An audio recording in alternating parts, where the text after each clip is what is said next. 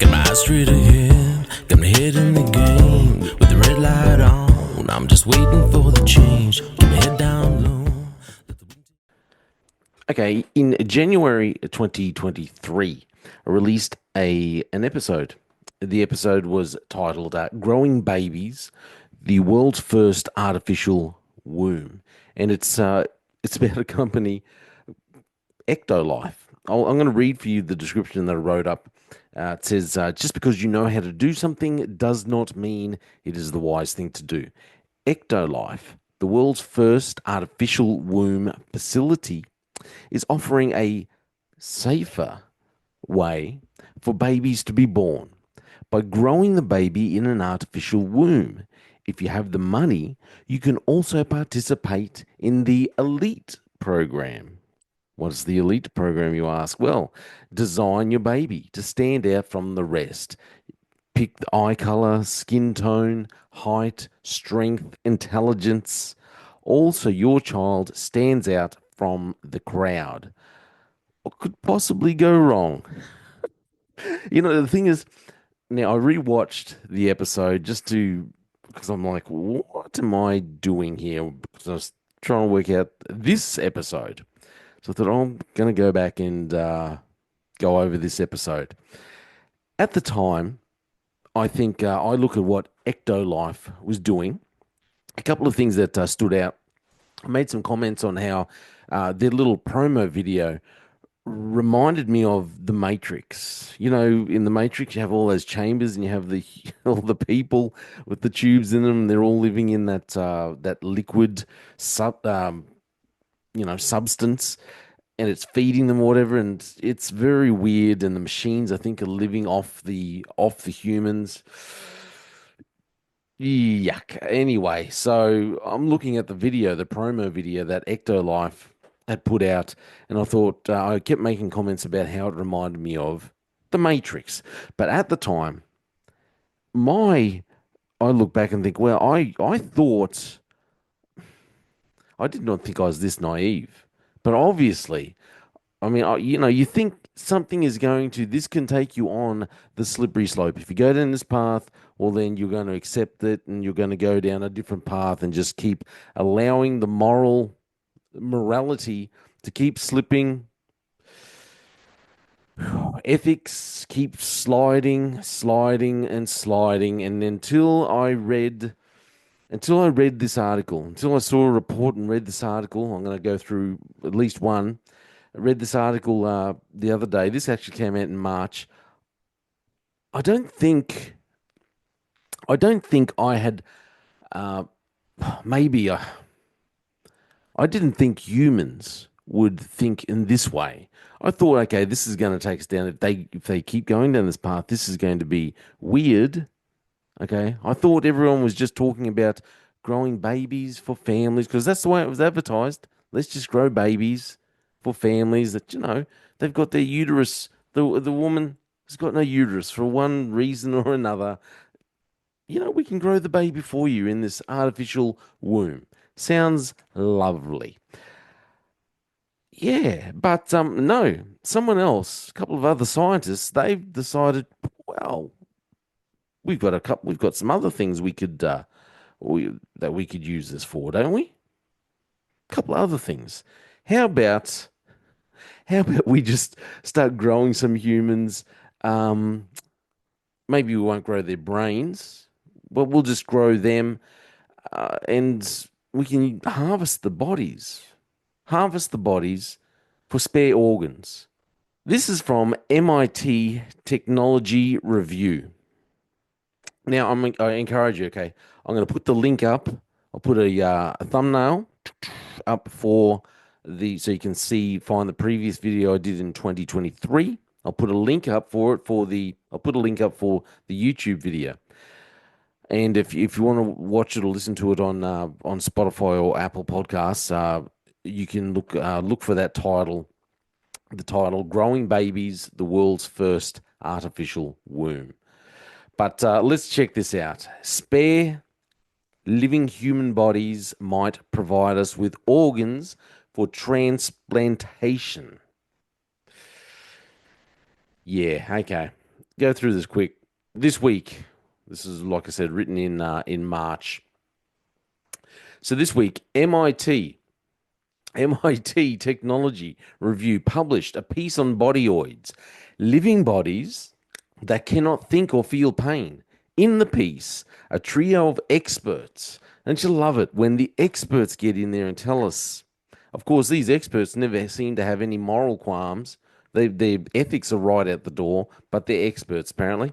So, a trio of experts argue that advances in biotechnology will soon allow us to create spare human bodies that could be used for research or to provide organs for donation.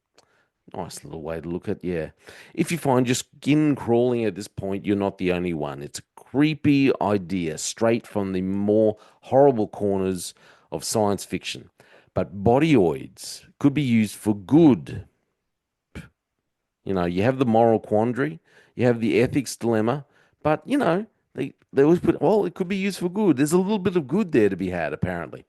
And if they are truly unaware, as in the bodies, unaware and unable to think, the use of bodyoids wouldn't cross most, in quotation marks, most people's ethical lines. The authors argue. Yeah, I don't reckon. Either way, there's no doubt that developments in science and biotechnology are bringing us closer to the potential reality of bodyoids. One of the main arguments made for bodyoids is that they could provide spare human organs. There's a huge shortage of organs for transplantation. Except if you're a billionaire, maybe. More than 100,000 people in the US are waiting for a transplant, and 17 people on that waiting list die every day. Human bodyoids could serve as a new source. Scientists are working on other potential solutions to this problem. One approach is the use of gene edited animal organs. Animal organs don't typically last inside human bodies. Our immune system will reject them as foreign, but a few companies are creating pigs with a series of gene edits. I think I spoke about this too in a different episode about the CRISPR and how they're editing, creating little hybrids of humans and animals. And they tell us that, these embryos are destroyed before 20 weeks, but lo and behold, some of these labs where they're testing are actually done in China, and no one really knows. No one really knows what's going on, but just trust them. The embryos of these freak shows are definitely destroyed. So, a handful of living people have received gene edited pig organs. Okay, Tawana Looney. Great. The third living person to receive a gene edited pig kidney has been doing well. She had her transplant surgery in late November of last year. Okay, so at least one company is taking more of a bodyoid like approach. Renewal Bio, a biotech company based in Israel, hopes to grow embryo stage versions of people. Yes, of course, it's just an embryo stage for replacement organs. Their approach is based on advances in the development of synthetic embryos. Embryos start with the union of an egg cell and a sperm cell, but scientists have been working on ways to make embryos using stem cells instead. Under the right conditions, these cells can divide into structures that look like a typical embryo. Scientists don't know how far these embryo-like structures will be able to develop. I love the way they put it, embryo-like structures. We don't want you to think of them as, kind of a human or anything. And no one really knows how to think about synthetic human embryos. Scientists don't even really know what to call them. Rules stipulate that typical human embryos may be grown in the lab for a maximum of 14 days.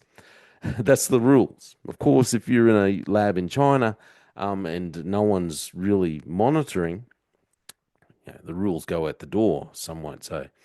Should the same rules apply to synthetic ones? Okay, so here is the actual MIT Technology Review article. Ethically sourced spare human bodies could revolutionize medicine. It's going to revolutionize medicine. Don't worry about the ethics. Don't worry about the morals. Don't worry about anything. Just Trust us, we're the experts. Why do we hear about medical breakthroughs in mice but rarely see them? It may be disturbing to characterize human bodies in such commodifying terms, but the unavoidable reality is that human biological materials are an essential commodity in medicine, and persistent shortages of these materials create a major bottleneck to progress. The imbalance between supply and demand is the underlying cause of the organ shortage crisis. There might be a way to get out of this moral and scientific deadlock. Recent advances in biotechnology now provide a pathway to producing living human bodies without the neural components that allow us to think, be aware, or feel pain. They will grow the body, I don't know what, without the brain, without this. They will grow a body, but it won't be a sentient being. Is that what they're saying? Many will find this possibility disturbing, really. But if researchers and policymakers can find a way to pull these technologies together, we may one day be able to create spare bodies, both humans and non human. These could revolutionize medical research and drug development, greatly reducing the need for animal testing. Protect the animals, rescuing many people from organ transplant lists and allowing us to produce more effective drugs and treatments, all without crossing most people's ethical lines. So they talk about what bodyoids, growing these human forms, but they won't be able to feel pain. They won't really know anything. Imagine something like a human body, but without a head, or maybe it's just got a head but doesn't have a brain in it, something like that. Also, you can harvest the organs. Like I said, when I did the episode in 2023, it was actually, I think I recorded it in 2022 December, released it in 2023 January. I didn't think that this is the kind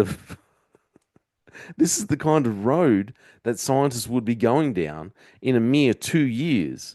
And in fact, what I think is that for starters, the company that was growing these babies for people, I think there's probably a good chance that they've actually done it already and grown these babies in the tubes and released them into the wild. Let's put it that way. And there's probably a good chance if they're releasing this information and talking about it now openly and just saying, well, what if we could? There's a flipping good chance that they've already done it. They are doing it. They're just putting it out there now. They're already testing. They're already doing these things. Like I said, when it comes to like the the restrictions they put on the embryos they grow, which are a mixture of animals and humans. They put all these rules in place, but then they say, well, all these rules are in place, and if you're in Australia or if you're in America, you have to abide by those rules. Oh, but if you have a company and your lab is just based in China, what do you know? What do you know? You don't have to obey those rules, or you still have to obey these rules, but no one's actually going to be monitoring. If you do you actually destroy the embryo, chimera, I believe is what it's called, these chimera embryos. This is disgusting. Absolutely disgusting. I can't believe these people. It I cannot believe these so-called scientists are discussing it openly and putting it out there as if this is something that we should all be considering. Just creating these bodyoids for spare parts. Little Adam's got a little liver disease, but it's all right. We've got a second Adam sitting over here in the freezer. We can just harvest his liver. It's all good. Let me know what you think. Absolutely disturbing and disgusting. Somehow I am not surprised. I'm not surprised, but I'm just disgusted. I've got to know what you think. This is just feral. Like I said, I put up the video for the other things that I was talking about, that Ectolife that was looking at growing babies, just doing what's good, just helping out families who can't grow a child in the womb. Just that's all. But apparently that's not enough. Not now they just want to grow spare parts. Let me know what you think. You reckon they've already done it? I reckon they're already doing it. All this is well, I'm reading this, and part of this is my opinion. This is freaky stuff. I'm Jay Fallon. Thanks for listening to The Slippery Slope. They just fuel the desire that will take me higher. I'm on fire because nothing's gonna bring me down.